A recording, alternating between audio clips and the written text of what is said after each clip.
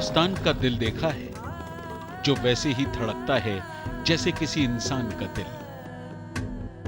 कुदरत ने मध्य प्रदेश को अपने हाथों से सजाया है, कमाल की खूबसूरती दी है और यहां की संस्कृति में धैर्य के साथ दी है एक अजब सी मस्ती। क्या नहीं है एमपी में।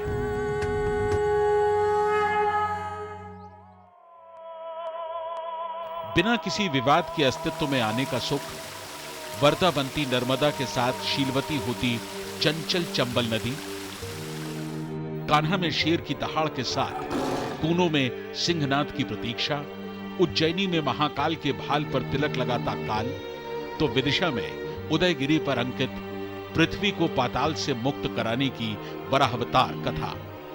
तभी तो दुनिया कहती है एमपी अजब है। एमपी अजब है, सबसे गजब है। आजादी के बाद जब मध्य प्रदेश ने पहली बार एक राज्य के तौर पर अपना आकार लिया तो देश के पहले प्रधानमंत्री पंडित जवाहरलाल नेहरू ने कहा, यह क्या ऊंट बना दिया है। लेकिन इस ऊंट ने मुश्किलों के रेगिस्तान को पार करके विकास के क्षितिज की ओर अपने कदम बढ़ा दिए हैं।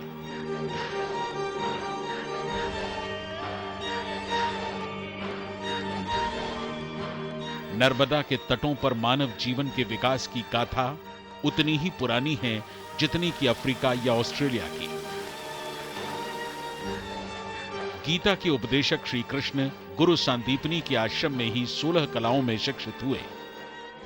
विक्रमादित्य का न्याय और कालिदास का काव्य मध्य प्रदेश की भूमि पर ही अंकुरित हुआ और विश्वविख्यात हुआ। मर्यादा पुरुषोत्तम राम ने यहीं चित्रकूट में अत्याचारियों के उन्मूलन का प्रण दिया। कहते हैं भस्मासुर को वरदान देने के बाद भगवान शंकर ने पातालकोट में ही आकर शरण ली थी। पन्ना के अजर हीरों की चमक अमर है, मुरैना के मोरों के क्या कहने। चंबल में 700 से ज्यादा घड़ियाल भी हैं और डॉल्फिन मछलियां भी। राजगढ़ जिले में शुतुरमुर्गों का फॉर्म भी कम दिलचस्प नहीं। रायसेन की भीम बैठका की गुफाओं का इतिहास, पत्थरों पर बनी हुई आदम आकृतियां, अर्जुन के बाण से बनी हुई बाणगंगा, सोनार का हरसिद्धि माता मंदिर, हटा के रंग महल और चंबल में ही बना 64 योगिनी मंदिर, जिसे मिनी संसद भी कहा जाता है, अजब एमपी की गजब तस्वीरें पेश करते हैं। ग्वालियर में संगीत सम्राट तानसेन और उनके गुरु मोहम्मद गौस का मकबरा एक ही अहाते में है।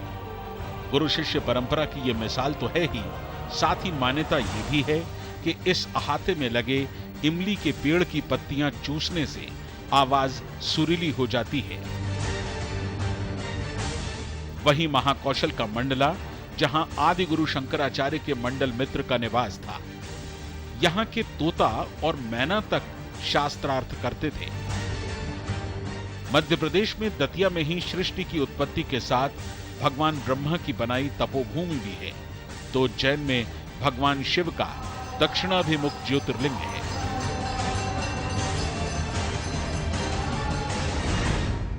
राजघरानों की आलीशान विरासत की धरोहर भी है मध्य प्रदेश। ग्वालियर के मानसिंह महल में 4 किले हैं, जिसमें से 2 भूमिगत हैं।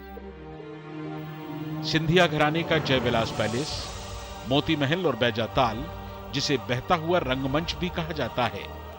वहीं भिंड का अटेर किला, जिसमें खूनी दरवाजा भी है। कहते हैं कि यहां हर अमावस्या की रात को खून टपकता है।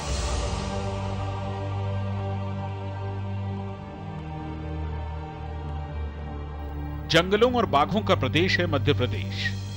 कान्हा टाइगर रिजर्व में देश के सबसे ज्यादा 75 बाघ हैं।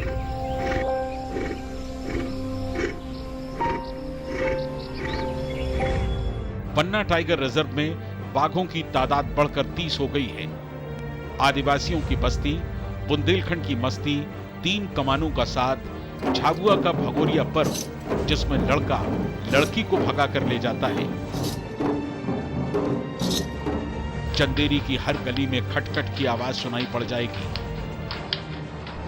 आधुनिक करघों के साथ यहाँ के बुनकरों की बनाई गई चंदेरी साड़ियों का काम देश विदेश तक पहुंच रहा है। लोकगीतों में मध्य प्रदेश के वीरों आल्हा ऊदल की वीरता के कारनामे और शांति के प्रतीक के तौर पर सांची का स्तूप,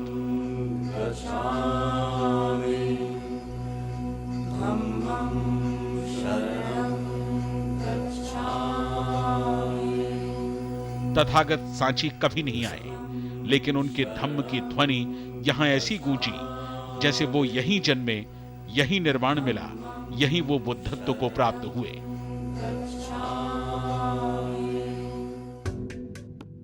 सम्राट अशोक का पूरी मानव इतिहास को ये शांति का तोहफा है।